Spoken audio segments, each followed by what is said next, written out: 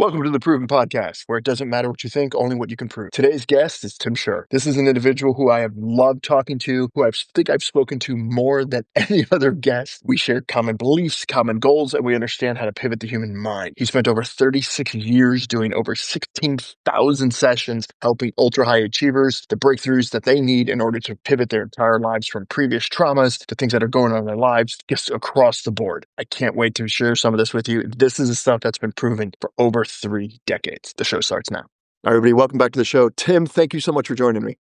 Oh, it's a pleasure. Always exciting to hang out with you, Charles. I appreciate it. So walk me through this. For the few people in the world who don't know who you are, can you explain who you are and what you do? Well, I help high achievers get unstuck. There's people who are doing incredibly well, but no matter what level you reach, there's always something else that you want more of. Maybe you put all your energy into your business and now you're very successful financially, but your marriage is on the rocks, or you've been married 3 times and you're about to go through your 4th divorce. Or maybe to have all that energy and focus, you picked up some bad habits and now all of a sudden you can't kick them. Right. And all that work that you put into it, now you're struggling and you're feeling stuck and you're not sure how you're going to get out of this.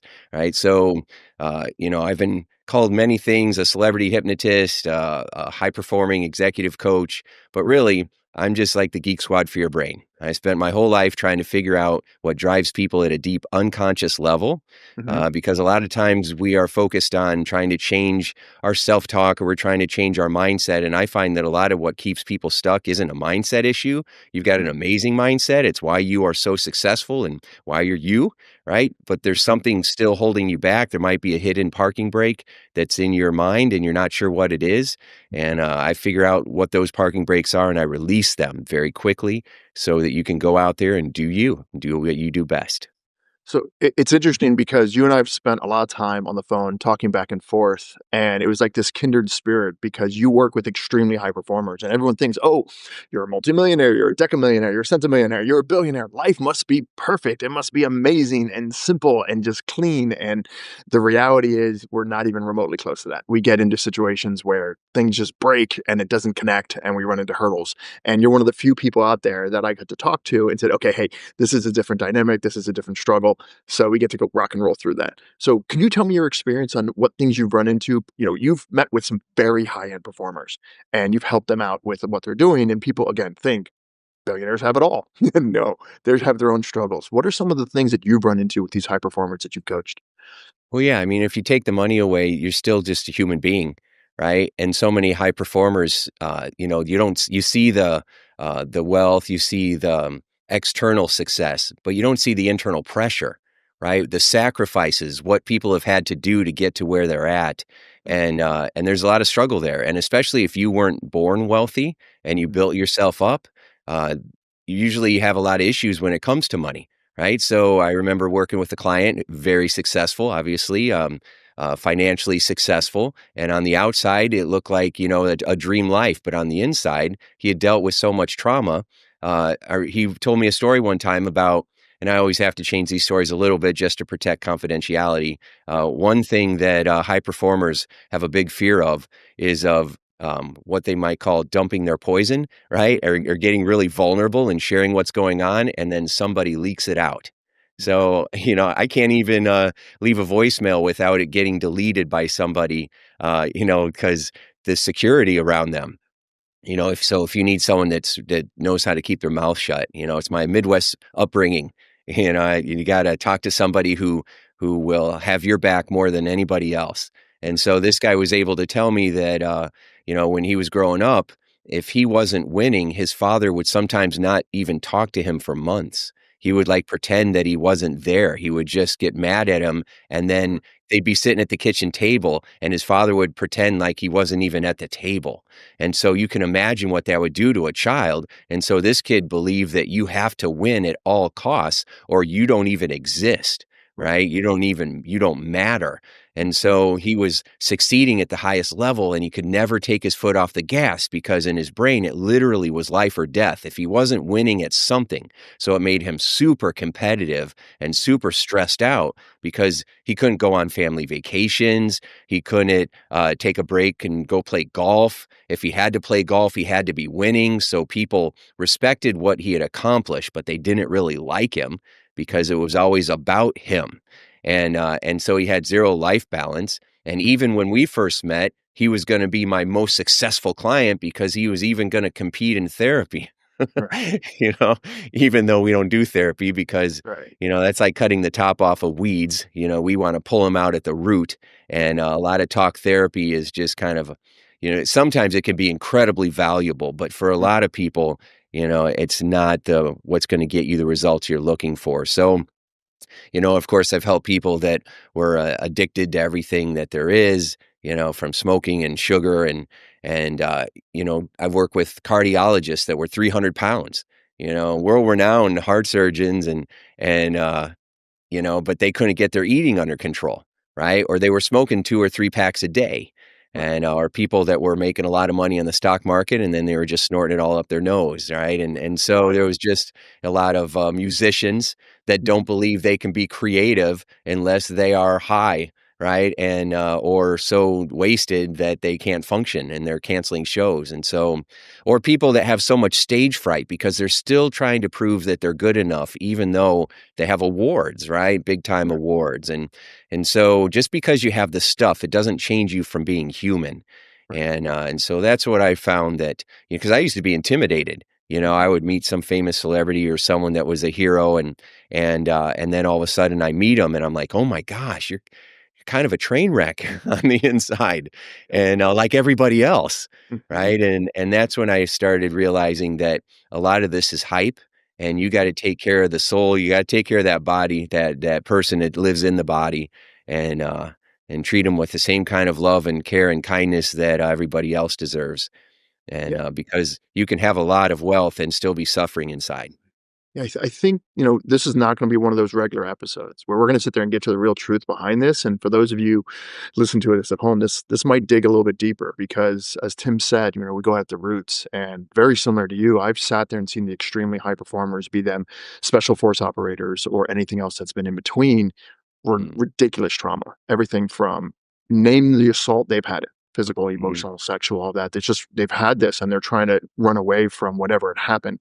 And it's rooted down to am I enough? And the equation, we were talking about this before, is, people believe that if I do this one thing, if I accomplish, I'll be enough, and if I accomplish enough, then I'll be worthy of love, and that is just a broken equation across the board. You don't have to do anything to be enough, but the coping mechanisms, as you were mentioning, people who are ignored by their father or by their parent or abused or have to do drugs in order to feel like it, we look at their results, but we don't look at the things and the processes on both sides, the good and the negative that hurts yeah. them. What are some of the things when people get stuck in like anxiety loops or depression loops? What are some of the causes that you've run into that are like, hey, this is what really is going on in the core of it. You're not actually afraid of spiders. There's actually something else that's going on. What are some of the things that you have with that? Yeah, so this is it, because 'cause I've been doing this for 36 years and did 16,000 sessions because I was obsessed with trying to figure out how do you answer that question? What really is it, Charles, that is Mm. driving people at the deepest level? Because if you could resolve it, there wouldn't be as much relapse, right? So many people were spending $30,000 for a 30-day, rehab program, and then they come out and they go right back to what they were doing. How's that possible? Right. Right? And, I did group therapy programs when I worked in inpatient hospitals, outpatient programs, things like that. And I was obsessed with how do you keep people from relapsing. And so I kept digging and digging, and through all those sessions, I realized that you can trace it all back to unconscious beliefs that are formed when we go through these upsetting experiences. Right. So everybody's focusing on changing the upsetting experience. I'm focused on changing the belief that was formed at an unconscious level without your permission, without your consent, without you even knowing that your brain was doing it, because your brain is always trying to figure out what the heck is going on. And so It makes up these beliefs, these life rules at a deep unconscious level when those traumas are experienced. And then it becomes a life rule that governs your behavior from behind the scenes for the rest of your life. And so things that happened to you when you were 5 years old are affecting you when you're 55 years old, and you can't figure out why because it's too far apart. You can't connect the dots. You just feel like you can't all of a sudden get your mojo back, or you're in a slump, or all of a sudden you are procrastinating, or you've lost your drive. And people are freaking out because when that happens, you feel like you're losing your identity, which Mhm. feels like an existential crisis. It feels like I'm literally going to die because this is who I am, and I don't know what's happening right now. And I don't know how to change it because you can't fix what you're unaware of. Right. And so it comes back to unconscious beliefs. And the core unconscious beliefs or fears that people have is that I'm not good enough. And that's the core one. I'm not enough. And because Right. I'm not enough, I won't be loved. And Yes. if I'm not loved, right, because we will try to be successful. Why? Because we want power and we want control, but we also want to be loved. And we Mhm. feel if we have power and control, we can at least make people love us. Mhm. And so that fear of being abandoned, right? That I call it achiever syndrome. The reason that you can't stop no matter how hard you're trying, or the reason that you lose the energy because you've accomplished everything on your bucket list. And now you're like, is that all there is? Now what? Right. And all of a sudden you feel lost again is because the idea is you got to always be having momentum or you don't matter. You will be abandoned. You will be rejected. Mhm. And people, especially high achievers, we've got a mindset. We know better, right? But this isn't a intellectual mindset. This is an analytical reasoning issue. This is a deep emotional, Right. unconscious issue.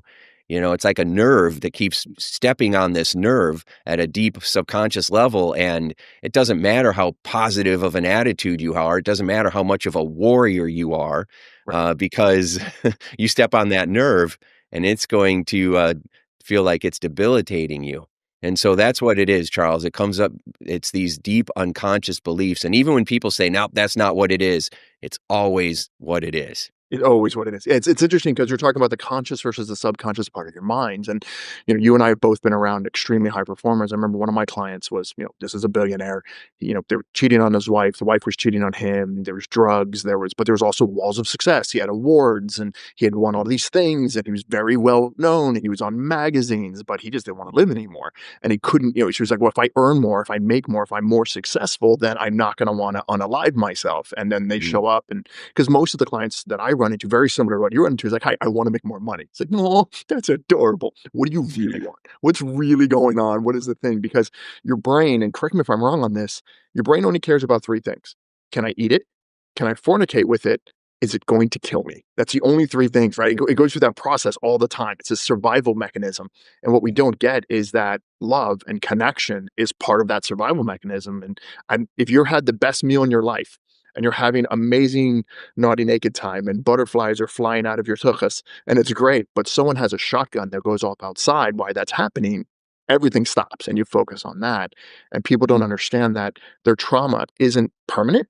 You just have to rewrite the story. I mean, you were telling me about, there was someone you were working with that had an insect hurdle. I don't know if we can move that around, but there was an insect hurdle that she was running into that it fed something else. So I know we're gonna have to redesign the story a little bit here, so if we don't yes. get anybody in trouble. But can you Yes. share what happened with that? Because I thought it was just a great example of what you do. Yeah. Let me just go back real quick to what you said because it was so powerful. Mhm. In essence, our brain is trying to avoid pain and gain pleasure Hundred percent.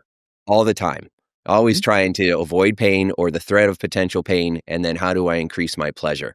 And we are willing to take that short-term pleasure for the long-term pain. So we're in a real horrible habit of trying to avoid pain by doing things that create more of it. And Yes. um, so if you take a baby and you put $1 million in a crib and you lay that baby on $1 million, right? Mhm. And then you never talk to that baby again, that baby's gonna die. It's not about the money, it's about the love and the connection. We want the money because it makes us feel safe if we can't feel safe through human relationships. If we feel like we can't connect with other humans in the way that we want to, we will try to substitute it and make the idol of money, Right. our God. And Mhm. that's why it's never enough and it's never fulfilling because that won't do it, Mhm. right? So, the love of money is what causes, what they say, the root of evil, right? Not money, but the love of money, because now you've made it the goal and it your purpose, and it will always leave you empty because money's not going to hug you back. You can buy people that'll hug you, but they're not loving you. They're not there because of you, and we know it, right? Yeah. And so you can go and have many affairs and you can do all kinds of things like that, and you're going to end up empty inside. It happens constantly. So, because it's just repeating this message in your unconscious mind that you're not enough to have it on your own, so you have to pay for it, right? Or you have to do all these other things for it because you're not enough to just be loved. Let me So, jump on that. It's yeah. interesting because a very dear friend of mine, he was a client that became a friend. He had massive insecurity issues, and I think we all do. We have this again, this not enough loop that we talk about. And we got together and we hung out. One of the first times we hung out, he drove me around and he's like, "Hey, look at this car. It was a signed Shelby Mustang thing. It's 1 point something million dollars, and there's this Mercedes, and there's this, and there's that." And he's showing me this, and it's like $2 million on this, and he's driving the Rolls Royce, which is a $500,000 car, and he's got a $3 million watch on, and he does all the things. And I'm not a watch guy, and I'm not a car guy, and I'm not a Mhm. sports guy, and I don't drink. So all these things that he normally would throw up to, like, "Hey, look, I'm enough. Look at me. I matter." I just Mhm. didn't care. And he's like, "Dude," and I was like, "I just want to kind of know you." And that brought his "I'm not enough" right up front. And he's like, "I'm just Yeah. insecure." And this is an individual who is unbelievably successful. He's got a loving family and his wife adores him. But because of deep rooted psychological things and subconscious things when he was a kid where he didn't get that, he's like, "Wait, I don't want you to see me because I don't feel like me as a person is enough. So look at my Yes. cool stuff. Look at my watch. Look at my Yes. car. Look Yeah. at my My businesses." persona. Yeah. Look at Yes. this image I've created of who I think you want me to be Right. so that I can get love.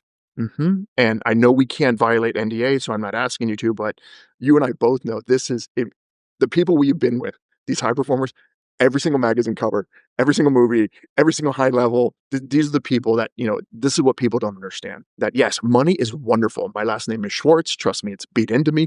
Money's wonderful. It buys me the ability to do things, but it'll never buy me peace. It'll buy me Yeah. comfort, but peace is something completely different. It's something you've done really well for, God, 20, 30 years at this point. So how do you do that? How do you, if you got these people, and again, I'm down in Florida most of the time, you got these crypto guys, these crypto bros who have more money than God. And most of them come to me because I say entrepreneurs don't have bad days. They have days where they don't have any more days. And that's when they show up to my world. And you've been doing it longer than I have. So what do you do? And how do you handle that when someone comes in and they're having that level of pain? Yeah. Well, we start to go find the root of it, right? Right away, instead of them talking about it for months and months and months, or going to a rehab program where they're just talking about their feelings for months and months and months. We go and we find the core belief. It's like the domino that pushes all the other dominoes over. It makes sense not to start in the middle, and then take all these individual dominoes. Doesn't it make sense to go find the original one, push that over, it knocks all the other ones over, and it starts to lift your whole life up at the same time? Right. Right? And then when it comes to like a addiction or something where people are using things to try to change how they feel, what if we could give them a new way to feel that way? Mm, So one of the problems with treating people that are having issues with drugs, for example, or alcohol or food, is that it's like they're in the middle of the ocean and they feel like they're drowning, and that substance is their life jacket, and they feel like it's what's keeping them afloat. And now someone wants to take their life jacket away. right. And that's why their brain is fighting them. They're like, "Hell no, this is life or death here, right? This is how I'm surviving, and you're gonna take my one vice, my one pleasure," or whatever they might think in their head. Hmm. So I show up in a boat, right? And I'm like, "Get in the boat," right? Right. For we're gonna upgrade that belief that's driving these feelings, that's driving that behavior, and then we're gonna give you a new way to relax that's way more effective than trying to meditate or do yoga, right? Or Mhm. journaling or affirmations, right? What? Or That cheap doesn't fix it? that Not stuff is instantly? that pop psychology stuff is It not going doesn't to cut work? it. When you have bullets flying over you, you're not gonna do downward dog, right? You And people don't get that because they've ramped up and they've had such high success. And again, this doesn't matter if you're making $1 billion a year, if you're making $10 a year, it doesn't matter. It's the same no, it's the psychology. If same you're doing thing my in your it's the brain. same thing, Yeah, right? But normally what I have found is the extremely high performers have yeah, amplified the pain so much that when, you or I show up, mostly you, when you show up, all of a sudden they're inches away from and just completely blowing up. And you're like, "Hey, listen, I'm not going to teach you how to swim by taking away your life raft. I'm first going to grab you and stick you in the boat." I'm like, "Okay, let's get you to breathe." I always talk about, if you can sing happy birthday, please don't. you could probably do it. You've got a little one, they've got, he's getting his license soon, mazel tov to him. But if I put a live grenade in your hand and I say, here's your grenade, now sing happy birthday, you're not going to sing happy birthday. Right, You've always right. been in my mind that pin that you put in the grenade that immediately says, okay, it's not going to blow up right now. I got you. Yeah, Let me hold your yeah, hand for a second. Let's yeah. get to that next step. And there's tactics you use, and it's very, very systematic. So how do you, if someone's listening to this and they might not have the gift of being able to get in contact with you because I know you're really busy, but if someone says, okay, what can I do right now to maybe find my root of this? What are some of the things that you do to walk them through that? Alright, so I'm gonna answer that because 'cause you've asked me 3 questions I haven't Yes. answered yet because we keep talking about this, so I'm gonna get right into it right Sure. after this.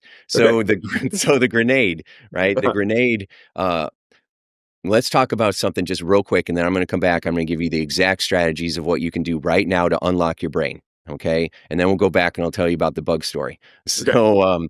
But when you have that grenade, there is also a group of very high performers that have something that people don't talk about, which Mhm. is OCD and then also, have some bipolar challenges. Mhm. And when you are super OCD, like, you can do incredible things. Some of the most successful people I've ever met, were incredibly successful because they didn't sleep, Mhm. right? They slept 3 hours a night. They were constantly ruminating. They were always thinking about what was going on, and it makes you very successful in business, and it destroys you internally. Your teeth start to fall out, you lose your hair, you don't s when you're not sleeping at night, you can't have real functional relationships because you just feel like you're all over the place. You're constantly battling everything in your brain all the time. Mhm.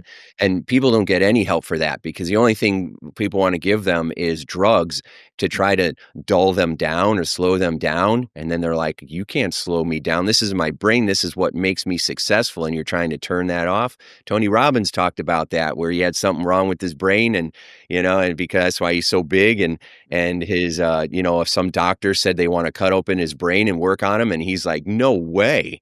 I need my brain. It's who I am. It's how I've created all this success, right? And Mhm. and Tony had a huge driving belief of not being enough, Right. with having all the dads in his life and all the abandonment issues and all the stuff he dealt with his mom. And so, and look how he channeled that, right? Yeah. And why he loves everybody so much now because he wants that love back. And so yeah, so there's a whole other level of intensity when it's not just emotional, it's also brain wiring. And most people don't have very good solutions for that. I figured out some very good ones because I had to, because so many of my clients were struggling with that. So it doesn't have to be a mental illness, it can be a superpower, right? And a lot of our high achieving clients have turned it into a superpower, Mhm. right? So ADD, ADHD, what are you talking about? This is just the juice that gets me to go out there and conquer and destroy and kick ass, right? Right. And you want to make me tired and give me drugs to dumb that down? No way, right? So all right, so I just wanted to get that out there because I'm thinking of so many people that are struggling with that piece of it, and nobody really talks about it. Mhm. So yes. Okay. So as far as helping people specifically, so Right. I had somebody came in. I've had lots of people that come in for phobias, right? Lots of people that come in for intense irrational fears. I had a woman that was afraid of frogs one time, cute little Okay. frogs, Mhm. right? Just freaked her out. I have a lot of clients in New York that are afraid of cockroaches. And they're like, I can't go anywhere because they're everywhere. So it's not like I can just move, Mhm. right?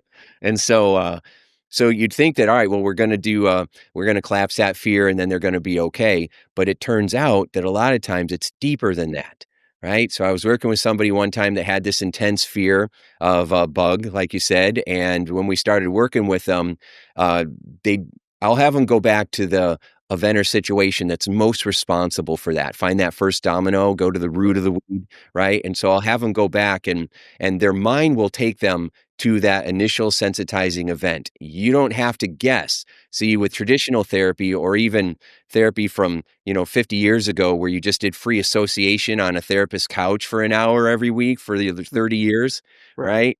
So where you're hoping that it might unconsciously come up some kind of nugget that's going to be like, "Oh, this is it," right? Well, we go and we do that in the first 20 minutes. Yep. So we just saved you 30 years. All right, we'll get it done in 20 minutes and we'll figure out exactly what the issue is.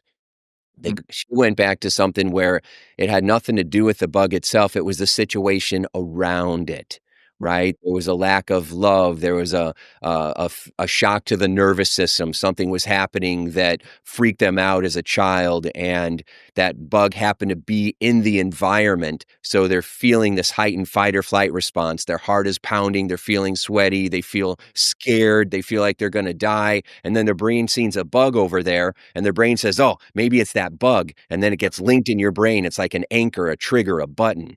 And now every time they see that bug, it pushes that old button inside. It hits that nerve that makes them feel all those feelings of being scared again, not because of the bug. The bug was just hanging out, you know. Right. It just happened So to be the a bug bug. was more scared of them. There's a giant over there that might try to step on me. The bug was way more afraid. But we were in our mind making up this situation, and it was happening subconsciously.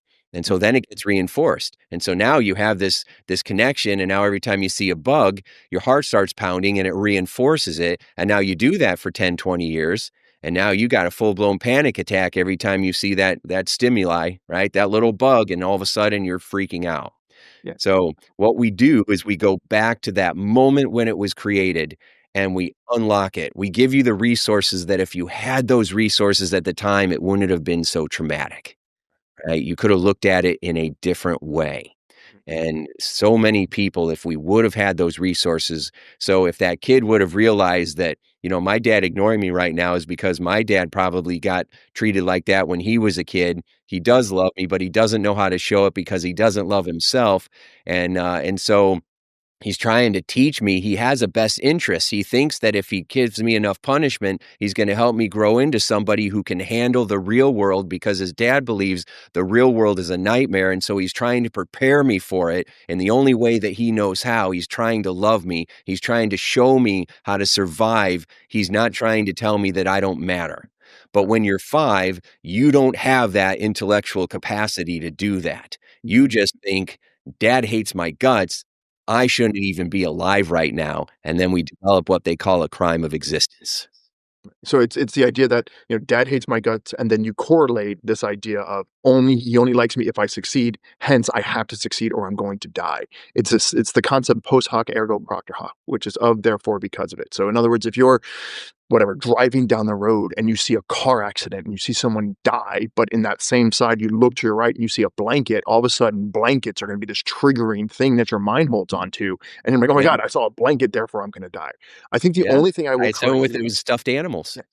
Yeah, Like, stuff. how Yeah, can you be exactly. afraid of stuffed animals? Yeah, but But because it's correlation. It's that post on, again, it's of therefore because of it, which means this thing happened, therefore this thing happened, and this caused this. But it's almost never true. The only thing I will fix there is you said something called OCD. It is not OCD. It's CDO, because at least it's in the damn right order in that part. So for those of us who have that CDO, it's in the right order. Leave us alone. But that's there- wonderful. Yeah, that's right, because the compulsions make you obsessed. That's absolutely, I'm like, exactly okay, you right. put it in the right order. My uncle told me that very early on. I was like, I think I have OCD. He's like, you don't. He goes, you have CDO, and I was like, wait, what? He goes, at least it's in the right order, and I was like, motherfucker. And then so now every time someone says it, it makes me in a positive way think about my uncle.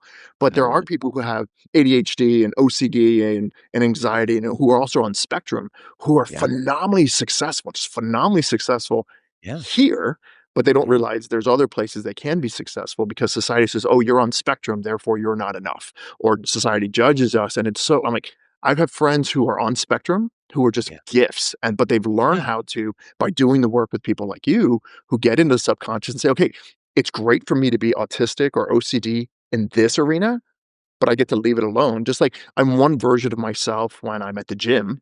It's yeah, intense and I'm really aggressive in the gym. But yeah, when I'm with my partner, I'm not going to have that same level of intensity, and learning on the subconscious how to turn it on and turn it off. If yeah, you don't have someone like you, Tim, that can do that, they're completely SOL, because then they spin yeah. out and have breakdowns, Oh, and yeah. some of them unalive themselves, which is not the Mm. right answer. There's a way to do it differently. Yes, yes. I have a military friend. We both have worked a lot with veterans and active duty and retired. And so, one of the veterans that I worked with, Joshua, he said that he doesn't even keep guns in his house because he didn't want to make a permanent decision in a temporary situation. Very good. Very well Be- said.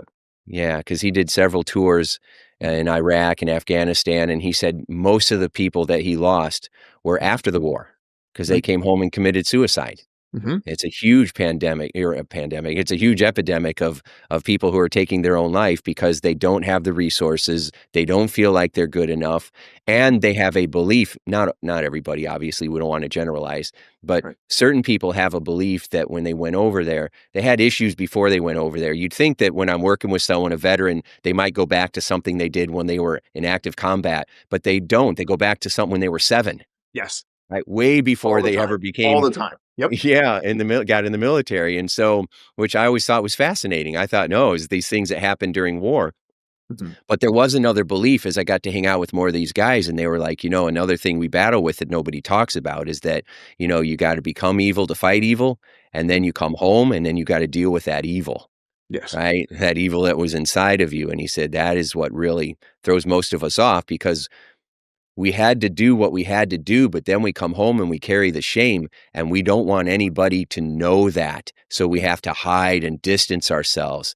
Plus, we feel like we have to shame ourselves for some reason, even though we were taught and trained to do this, because the military does a horrible job of untraining you, Mhm. right? So once Yes, they it does. brainwash you to go do what you need to do in combat situations, they don't do anything else afterwards, Mhm, right? To bring that back down. And mhm. so and then they don't feel like they're even worthy enough of, that's where survivor guilt comes from. Yes, But I they're was not about to go even, there. yeah, Mhm, so they're not even worthy enough of having their wife and kids or their husband and kids or their partner and, love them yeah, anymore.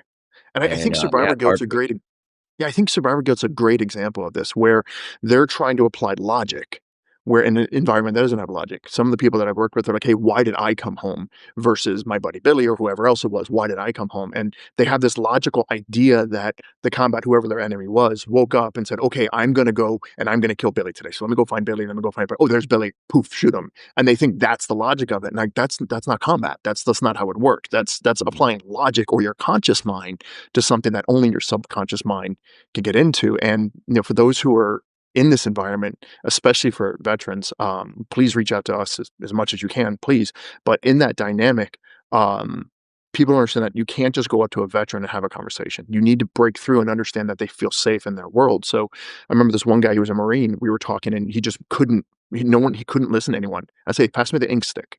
And he immediately lit up. He's like, oh, ink stick, because that's what Marines call pens. They call them ink sticks. So the minute I called it an ink stick, he was like, "Oh, you know who I am. You speak my language." I was like, "Yeah, what do you got? Let's talk." And being able to get in there because their subconscious is running constantly, and our military does a phenomenal job of taking very innocent kids and turning them into what they need to turn them into. But to your point, we don't get untrained, and I think this is what happens on our subconscious level. And please correct me if I'm wrong, our subconscious, our traumas very early on train us to be a certain way, but there mhm. aren't people like you out there that help us to go, okay, this is what that really is. Let's untrain that mechanism. Let's get that out of there. And we can still use this superpower you have, but let's do it in a healthy way, like a light switch when you can turn it on and off versus being controlled by it all the time. Yeah, yeah. There are people out there like me. They're Mhm, using tools like neurolinguistic programming and hypnotherapy. And most people are looking at those tools and going, that's airy fairy crap. That's new age stuff, right? And so they're not understanding that they're missing out on a huge toolbox of effective tools that have been very proven for a long time. mhm, But our society keeps making these movies, mhm. like Hypnotic with Ben Affleck, where the bad guy is just hypnotizing people to jump off buildings and rob banks, and people believe that crap, Yeah. right? Or they see the Vegas stage shows and they see the entertainment side of it, and they're Mhm. like, "You're not doing that to me."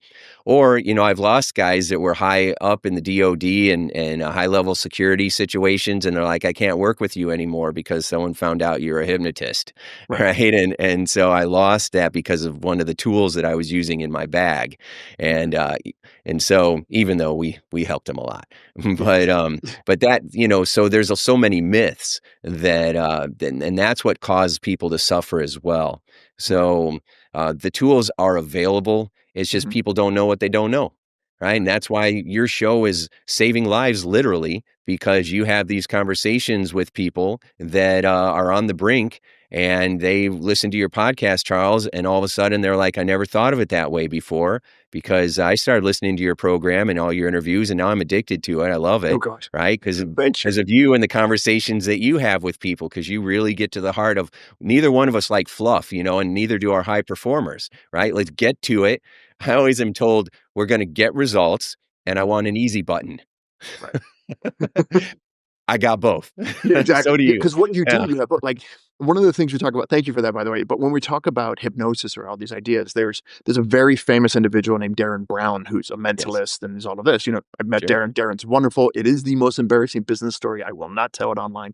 Um, but one of the things that he does is something called a rapid induction, which Yes. you can walk up to someone, and a lot of people do it. They walk up and they say, "Okay, hi," shake my hand, no, sleep, and the person lays out and sleep, and people are like, "Wow, that's what he's going to do to me." I'm like, "Okay, very small part of the population. Can you even do that to? So let's Yes. start The power of talking about the editing. myths." Yes, Yes, yes, the the power of power edit. of editing. Yeah, there is something called pre-show when you're doing this. So I'm not giving anything away in the mentalist and magic world. There is pre-show. There's a lot of Yeah, work you do beforehand when you do yeah, those things. So the stuff you're seeing when you get 50 people in a room and the Darren Browns of the planet are there. Those people have been filtered because some people are like, I don't like spicy food. So if you give me spicy food, it's going to hurt my tongue intensely. Well, if you're trying to show that you can have people like, this is the spiciest thing in the world, you want a room full of me's because I'm like, oh my God, because vanilla ice cream's too spicy for me. mm, Versus you won't want the people who love and eat ghost peppers like it's going out of style. So yeah, understand in that a lot of the stuff you're seeing, they've pre-showed it. They've done a lot of filtering. But for the average person, they believe some myths about NLP and hypnosis and therapy because a lot of people don't even go to therapy until it's almost too late, or regrettably, it is too late, and they decide to do yeah. something that is I'm not going to say that online, is something I don't approve of. Is some of the myths that you run into that people say, hey, well, you're going to do hypnosis, or you're going to do therapy, or you're going to do NLP, or you're going to do these things that are not mainstream 60 years ago, but are just proven now that are tactics. What are some of the myths that you run into and how you can kind of negate that and say, no, that's just not true? Well, the good news is that, well, I remember one time there was uh, I would say it's probably well, it is for sure now, the biggest hypnotherapy association in the world. And they were doing interviews with what they felt were their top hypnotists, right? And so somebody couldn't make it, so they invited me in. Mhm. And so they interviewed me, and they're like, "Is hypnosis mainstream these days?" And I'm like, "Yes, it is." And then afterwards, the interviewer said, "You know what? Out of everybody, you're the only one who said yes." And I was surprised by that. I'm like, aren't we supposed to speak what we want into existence? Mhm. Right. And I believe that hypnosis is more mainstream, and showing people how to use the power of their unconscious mind is more accepted today than ever before. Mhm. But the myths are the same, right? I can't do it. Not everybody can be hypnotized. What if I don't come out of it? Am I going to tell you all my secrets? Mhm. Right? Stuff like that. But I find that the performers that I'm working with, they don't really care what the tool is. They just care that it works, right? Right. And so they're like, "You got degrees?" I'm like, "I got a PhD in getting results." Right. Right? That's what I get, results. And so then we're not even talking about hypnosis or anything. In fact, I don't even bring it up a lot of times just because people have that, "Oh, what is that?" I'm like, "Oh, we're just gonna unlock your brain." Right? That's what we're gonna do, because that's ultimately what we're gonna do That's anyway. all it is. All we're doing That's is we're all it getting really out of is. the way of your subconscious. That's all we're doing. We're like, hey, Yeah, people say, oh, you're a coach or you're a strategist. No, I'm a strategic mirror. I'm going to yeah, ask you questions that is going to make you pop. And you're like, oh, and then your subconscious will pop in because your conscious mind will let go and like, okay, what I'm doing is killing me. I yeah, have to let go of this. Let me out. And then the subconscious spits out that little nugget and you're like, there it is. And now you've got yeah, access to that root and you can move things around. I think yeah, so many people have an idea about hypnosis. Like I've went through and I'm like, "Hey, I wanna go because therapy is the gift you give yourself." Please understand, anybody who's listening to this, therapy is the gift you give yourself. I don't care who you are, if it's hypnosis, if it's NLP, if it's laying on a couch, if it's talking to a friend, if it's talking to a stranger, I don't care what it is. Please do it. And people are like, "Oh, well, it's not manly." I can introduce you to an entire wall of special force operators that you can go tell are not manly that are sitting and doing this. So shut it. yeah. So Yeah, that's a ridiculous idea now yeah, that is not manly. You're yeah. you're not a man if you can't do it. 100%. right? So step Absolutely. up. Yeah, absolutely. I remember it's like, "Oh, real men don't cry." I was like, "Really? What? This is an IDF operator who's got 35 years in combat and has saved a bunch of people, and he's crying. So I dare you to tell him he's not a man. Good luck with That's that. right. It's gonna hurt. It's I've really had gonna hurt." straight up killers in my office and, 1000%. and they are misting up because they're human, Yeah, right? They're and we human. gotta let it And out. so, yeah, let me spill So my secrets. 'Cause yeah, how about that? You yeah, mind? Or do you have a please. question? No, no, Because so I you was asked gonna me go after before. the I was gonna ask you a question, but I do wanna get to the secrets. I believe sometimes in the myth because I've been told this, they're like, "Okay, Charles, you are not prone to hypnotherapy as other people are." And you're like, "No, everybody is." And, walk me through that because 'cause I've always been told the opposite. No, no, you just gotta find the right path, right? Now, some people are more open to suggestion, and so they get more relaxed, and you can Mhm, tell in the first couple of minutes, right? Because I'll have people, with the induction, you're doing a little power breathing, you're activating the relaxation response, maybe you imagine some sunshine flowing through your body, and most people are gonna respond, right? And then I'll test, because I'm doing most of my sessions over the phone these days because my clients are traveling and all over the country or all over the world, and so we're doing telephone sessions, 99% of the time, unless I get flown to somebody's home or office, but, mhm, usually it's over the phone. Uh, so when we're doing this, they are, we'll go through a little bit of the relaxation and then I'll ask them a question because I want to hear how they answer, right? So I'll say, when you're feeling more peaceful and at ease, say okay. And then some people will be like, okay. And other people are like, "Okay, Tim." And I'm yeah, like, "Okay, I'm well, now I peaceful know where now. you're at." Yeah, some people are sitting here going, thinking this is wasting my time, I should be doing something else, and other people are, like, totally into it and loving life right now.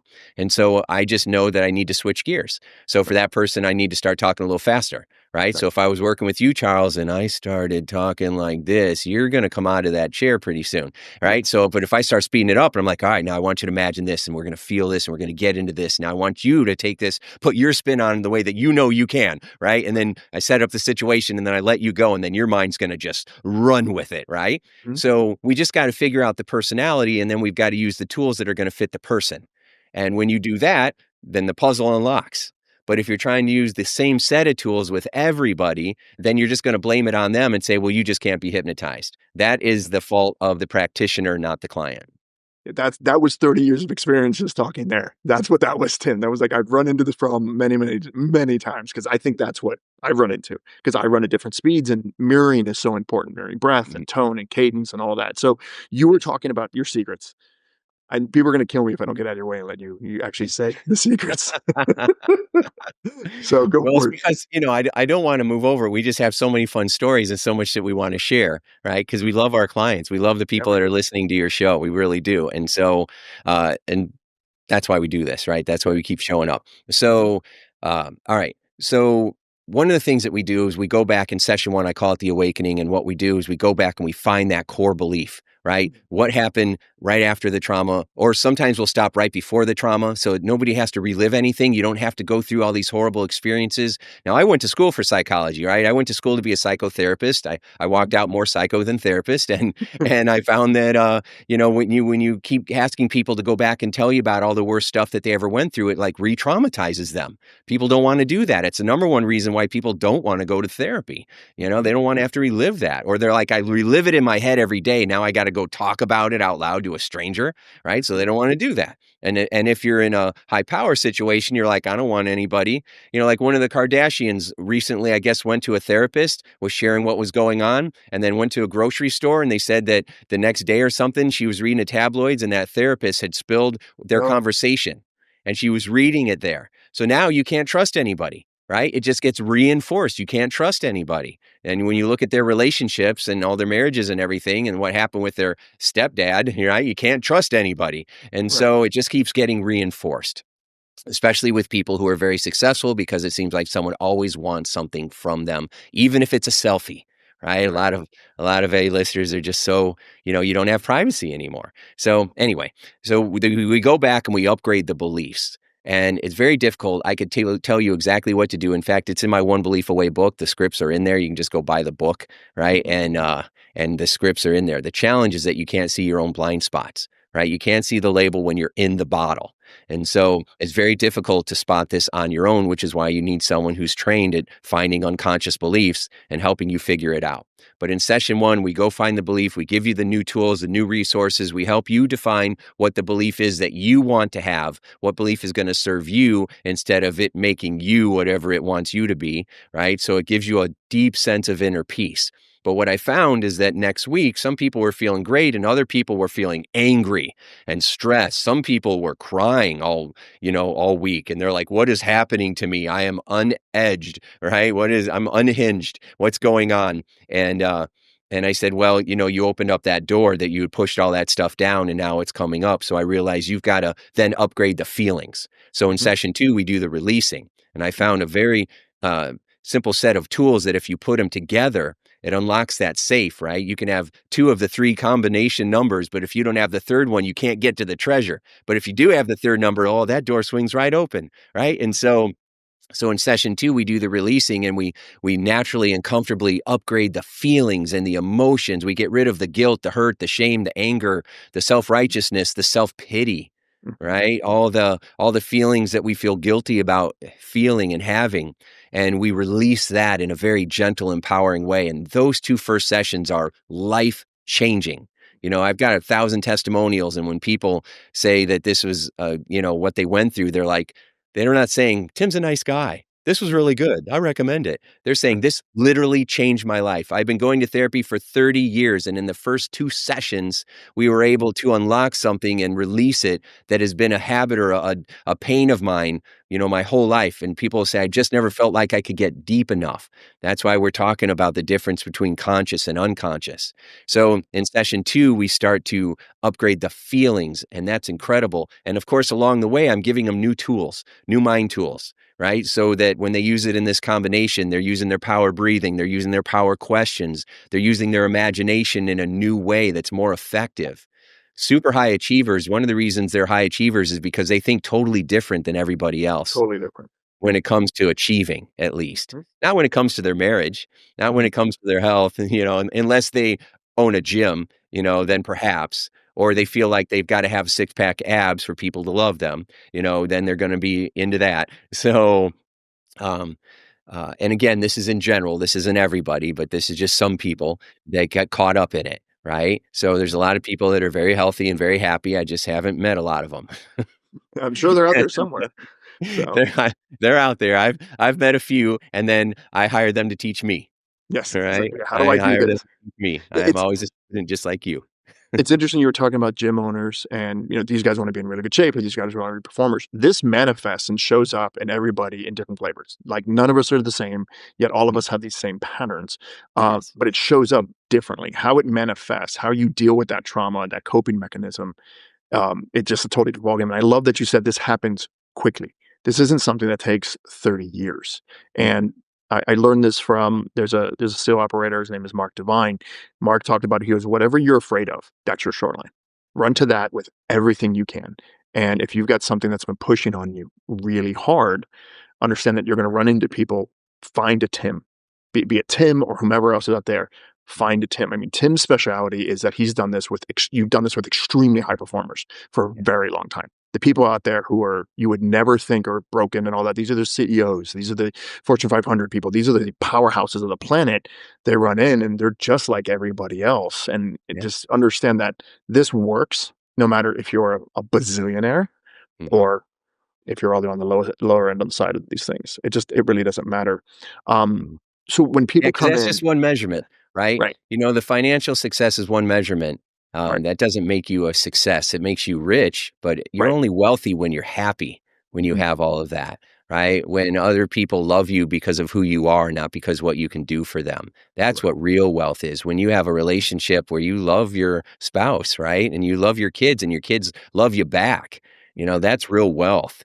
A lot of rich people out there, but so the money is just one measurement of it. I met people that didn't have a lot of money, but they were super wealthy, right? 100%. Because of the love, the connection, the relationships, things Mhm, like that. And so it's really important. It doesn't matter how much you have, mhm, it's how much you love yourself, right? And how much you love others. That's why Tony Robbins, with all the success that he has, and he's the number one trainer in the world, and when it comes to this, because of his reputation, he's had access to all these people who come to him, and so he's a high achiever who trains high achievers, and he was a mentor of mine, for a long time, while reading his programs, going through his materials, stuff like that, because he had a background in hypnosis and NLP, and he didn't have the psych degrees, but now he's more effective than most psychologists out there.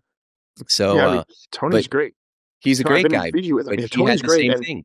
but I love that you pulled it out because I was in Fiji with Tony, and you talked about, he still, because of his background, he's like, "I need to get," "I didn't have love growing up, therefore, if I do this, if I'm in service enough, I'll be loved." And you sit there and you'll fill up a room with 10,000 people, and Yeah, you still seem looking externally for what only will be found within. And some of us find it in different ways. And again, I love what you said. There's people out there who are unbelievably rich, but they're not wealthy, and it's a different conversation. And this doesn't come from, just hoopla and rubbing crystals against a tree and let me find my magic vibration aura. This is no, I learned this from 8 years in hospice watching people die. Some of the richest people in the world, because I was Boca Raton.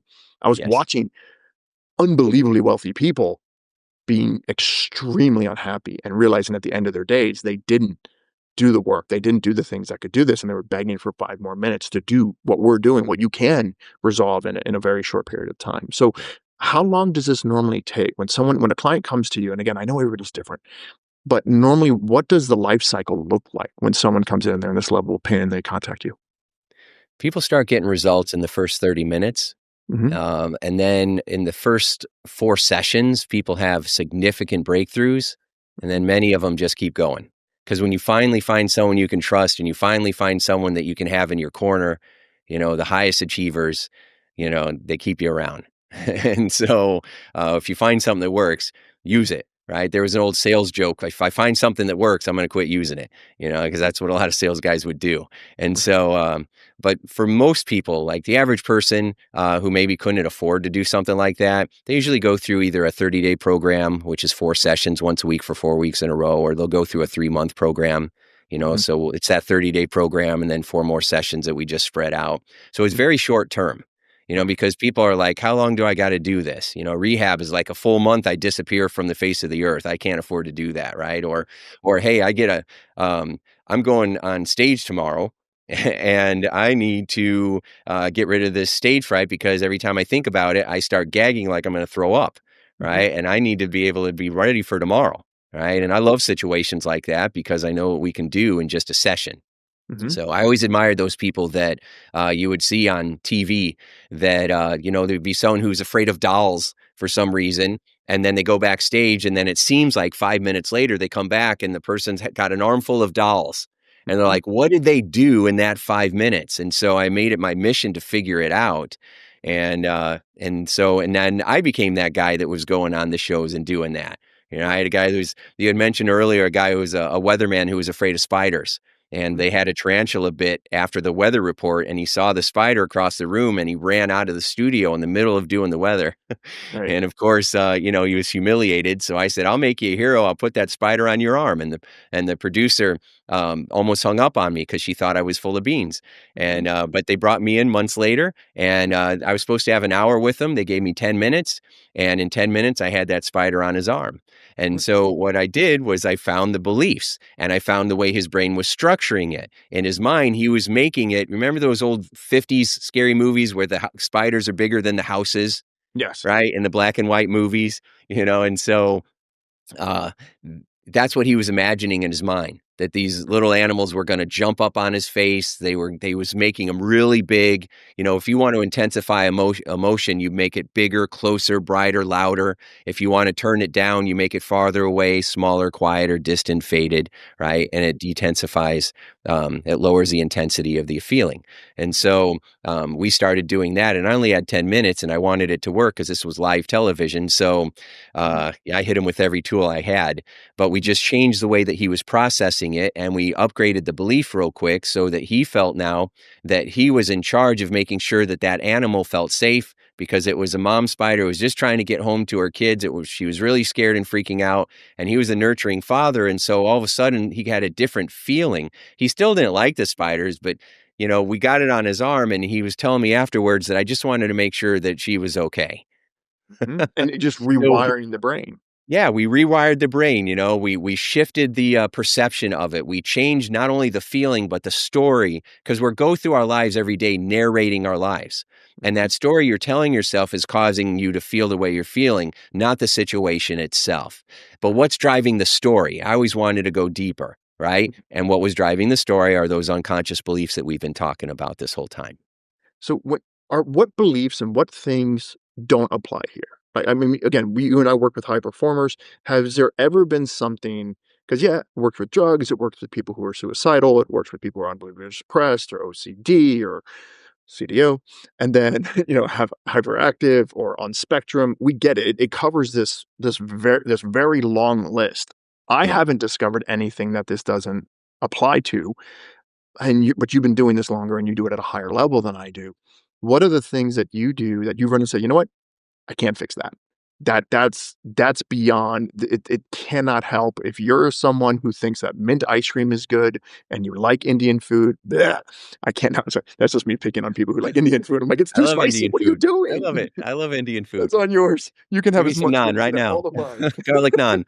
So, so is there anything that you've run into that this is like, "Nah, I just can't help you. That you know what? Sorry, that you're just outside my realm, be it race, Well, I religion, always take the sex." shot. Yeah, Yes. They're like, "What's your success rate?" I'm like, 95% because I don't believe anything's 100%, right. right? I don't maybe faith, right? Mhm, But other than that, I don't believe that we have as humans have those kind of tools, any individual human. And so the things that I always take the shot, and I will tell people sometimes, I'm not sure if this is going to work, but let's go for it. Right. If right. somebody has phantom pain, or somebody all of a sudden is paralyzed, or somebody has, um, maybe they have a lower IQ, Mhm, right? But they're having temper tantrums, and the parent who is like in their 50s is like, I've got this 35-year-old, but still thinks that she's 16 and she's throwing tantrums all the time and playing the music all the way up, at 2 in the morning, and I was able to help her get results where she was being more patient and she was turning the music down, and it was amazing, right? So I always take the shot because you miss 100% of the shots you never take, Wayne right. Gretzky, right? Yeah, Yeah. But there have been situations where I couldn't help. A few of them that really bothered me the most were a couple of women that I was working with. Their fathers were very successful, but they had anorexia, mhm, and they literally were like 80 pounds, mm, and, their OCD was, or their COD hmm. was so off the charts that it really wasn't an emotional thing, it was their brain wiring, and I can't change brain wiring, at least I mean, I don't wanna put a limit out there, we wanna have a zero limit kinda attitude, right? I was just in this movie with Joe Vitale called Zero Limit, so we wanna have a zero limit attitude, but, uh but I haven't had as much success as I would like when it comes to certain brain wiring issues. It's So I interesting know you the bring that up because yeah, the times where I've misfired, because there's only been one where I couldn't get her to this one individual, I just couldn't get that to unlock. You talked about how unlocking it, and yes, it was day 1 of the event, and I was working on a couple things, and I couldn't get her unlocked, and I'm like, "Time out. What drugs do you take?" And she's like, "Oh, I'm on this." I was like, "Oh, fuck off." I was like, "I can't get through the fog that you've ingested. You've put all these chemicals in the most amazing chemical in your brain, this amazing machine. I yeah, can't get through that." I'm like, could you come and not have all the drugs in your system? We might have a better shot." And we did better with it. But if you're taking all these chemically induced state changes across the board, drugs, alcohol, drinking, sugar, whatever it is, which I wish sugar wasn't bad because I love sugar so much, but not allowed to have it all the time. It'll kill you. It's cancer. So, getting it's the through other white that, powder, it you really know? is. Those 2 white powders, you gotta be careful of them. It's so bad. I jokingly say when people wanna get in shape, I'm like, "You gotta get racist. If it's white, don't put it in your mouth. Flour, sugar, rice, just don't put it in your mouth. It's really, really simple. Don't eat that shit." So, but That's yeah, funny. I think that's the times where I've struggled, is when then there's chemicals in there. If you're, again, doing a line of special powder and then you come in, you try and do stuff, I'm like, I I can't compete against that. I'm like, "I'm sorry, I need you to access your subconscious. This isn't a me gift. This is a you Right. gift." And I so think the it's other interesting. the other case though is that don't you th what do you think about this? Because 'Cause I've been able to turn some people around, but the other person you can't help is someone that doesn't wanna be helped. 1,000%. If Yeah, you're you not in can't enough push a and rope. So I'm curious. I have a theory of what makes people actually get to the point where like, okay, I'm ready for help. Mhm. And what is yours? Because I have a theory on this. What is Pain. your point where people are like, oh, thank you. Yeah. There it is. When your pain exceeds your comfort, that's it. You're open for it. But Yeah. if you're still comfortable and the pain, and because we can endure a lot of pain, I mean, you get this, you've Yes. seen this with your people. Yeah. As they go through this, if you haven't reached the point where your pain has somehow exceeded your comfort, you're SOL. It is not going to happen in any way, shape, or form. Huh. Or what's worse sometimes is when your pain is what you know, so you refuse to let it go, Hmm. Your right? pain That is your comfort. Yeah, your pain is your comfort. Yeah. Yeah. And so you're always in pain. Or like the Hulk said, "My secret is that I'm always angry." Right. And they don't Right? want to And let so go I'm of that. Yeah. Yeah, and so when that becomes you'll see that with a lot of competitors, Mhm. they're always Michael Jordan used to say that. He says, "I don't have a gambling problem, I have a competition problem because I can't let it go. I'm always competing and I can't Mhm. not." It doesn't matter what it is, and even if I know I shouldn't do it to somebody, I will take their money because I have to win, Right. right? It was a deep, competition challenge that he had, and so he wasn't gonna let that go. And I find that a lot of top guys, I have so many guys where they brought me into their company and they want me to build their team, and I'm like, "Dude, you're the problem." 1000%. They don't 1000%. wanna hear it. They're like, "No, I'm the money guy. I make things happen." I'm like, "I know, but you make your team feel worthless." Yes. And then, so they're always relying on you and you micromanage them so much they can't make decisions. So you hired really talented people to do nothing because Mhm. you're bottlenecking their growth, which is bottlenecking your growth. Right? And And they're either gonna go, "Oh, yeah, but you can't trust people." Right? And so then there's the other layers, right? And so you're either gonna, you're gonna work through that or they're not. I right. was so excited to work with this billion-dollar company Mhm. and, half the team, I was having amazing breakthroughs, and the other half of the team, including the guy that owned the company, had so many trust issues, and so, of course, half his executive team had major trust issues because he hired people like him, and they shut it down. Right? And And, they were people were making $1,000,000 deals and they didn't care right. because, we were pushing buttons and they didn't wanna look underneath the carpet and, sadly, one of the people said, "Success covers a lot of sins, Tim." Yes. It really does. And I think high I walked performers away. that you work with, I think a lot of high performers have that mentality that they don't understand and they don't like hearing this and they hear it from people like you. It's like you're the problem. You're also the solution, but understand you're the problem right now. And Which we've is got to pivot great. you. Right. We're Absolutely. high achievers. Yeah, okay, I'm a problem. How am I gonna fix it, right? 100%. That's feedback. Now let's rock and roll. We figured out what it is. Let's go, right? 100%. You gotta have a level of security instead of machismo puffing out the chest. There are some the term gets thrown out way too much now, right? But there are plenty of narcissists out there, like clinical narcissists who you're not gonna change them. And just very difficult because again, I think a lot of it is more brain wiring and then emotional conditioning. I could be wrong on that. I'm wrong on lots of things. Ask my wife. But, So so, when yeah, you when gotta be people come open. Yeah, when people come in and they're like, "Okay, I this person's a narcissist, or this person has OCD, or this person has ADHD, or and it's thrown around with people who have never been trained, and they self-diagnose because something on Instagram gave them 3 checklists. It's kinda like when you go on Ugh, Wikipedia and you're I like, know "Oh," what like, you I go on, like, "Am I sick?" I'm like, "Okay, if you have this, you are this disease. Some of the symptoms are breathing, blinking, going to sleep." I'm like, "I have this. I have my uterus blew up." I'm like, "What the hell?" Because that's what happens. They get these little things. How many Yeah, of those yeah. situations where you're Uh, like, "Okay, no, you have narcissistic tendencies or OCD tendencies or these things, but you're yes, not. It's a coping mechanism more than anything yes. else." That's right. That's not who you are. When you break your arm, you're not a broken arm, even though that's what they'll call you in the ER, Right, but that's not who you are. right. So, what is if someone goes through and they need to do this and or they want to do this when they're finally at the point of, "Hey, my pain is exceeding my comfort enough to me." I'm at that tipping point because I Yeah. think for you and I, because of the networks that we run in and the circles we're in, we don't get called when it just goes over. We get called when the pain exceeds exponentially and It the is person's hitting the got the gun in fan. their mouth. Yeah, I'm like, Yeah. "Come on, I dude." just lost $100,000,000. Yeah. I wanna end it right now. I'm like, "Can I finish my lunch? I just got sushi." So it's like, that's normally what happens. So for the people who hopefully, come into our worlds, what can we do before they get to that point? How do they reach out? How do they get a hold of you? What are the things they could do right now? Yes, because we both know you wanna take them out for sushi, you take them out for noodles, Yeah. right? Because you see, I'm a student of your podcast, I'm Yeah, loving yeah. your Boom. episodes, and You take yes, out for so foe. Yeah, that's right, absolutely. you gotta It changes the pre-frame it. ballgame. You reframed it. Okay, wow. Darn it, my stuff's coming back at me. That's cheating. That's what I get for putting it It's a out there. compliment. Yeah. So what'd you ask me? Because you asked So me how would they get a hold of me?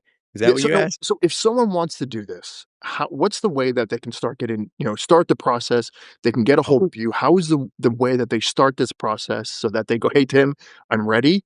I understand that this is real, and this is why people who make billions of dollars hire you, and this is why Yeah. the high achievers of the world are like, give me a tip," because Yes. when Yeah. they run over and they pull that fire alarm is you, and that's just it is what it is. How do people get to the point and start preparing and going, "Okay, I need a Tim in my life." What do they do? How do they get a hold of you? Yeah. Well, it depends on the high achiever. Most people just call me. Right? Right. They just call up, they do a quick call, we do a little 10-minute consultation. I figure out where they're at, what they need. I share what I can do to help them if I think I can, which usually I do. And then I put together a couple of options and we go. Right? If it's somebody that is not all in, not a super Mhm, higher achiever, mhm, that's funny. right, then then you just start watching the videos. People get to know me. I've got on-demand videos. I've got resources in there. We've got a free gift, with that we can give them where they get access to my secret training vault, which just has a whole bunch of training programs that I put in one place. So you can go in there and try to solve the problem on your own first. We both believe in tremendous value up front. mhm, And then if you still need the help, then reach out. And you can go to I have many sites, timshurr.com, indiehypnosis.com, mhm, are probably the two that people go to the most. So just reach out. I still do. I know you probably give me grief about this, but I still do a lot of my own phone calls because I just like talking to people, and it's mm, easier for me. I know that, I should probably pre-frame people, but I started out not having any money, and so I feel like if I was calling up when I was 20 years old, 30 years old, and I didn't have money, but I needed help, I mean, I would find the money, right? right, That's why I'm where I am right now. But 100%. I would hire the coaches that I couldn't afford. That's why I can hire any coach I want now. Mm, So, but I wouldn't have even gotten the opportunity, mhm. right? And so I don't want to be that guy. I give everybody an opportunity. And but if you need some help, reach out.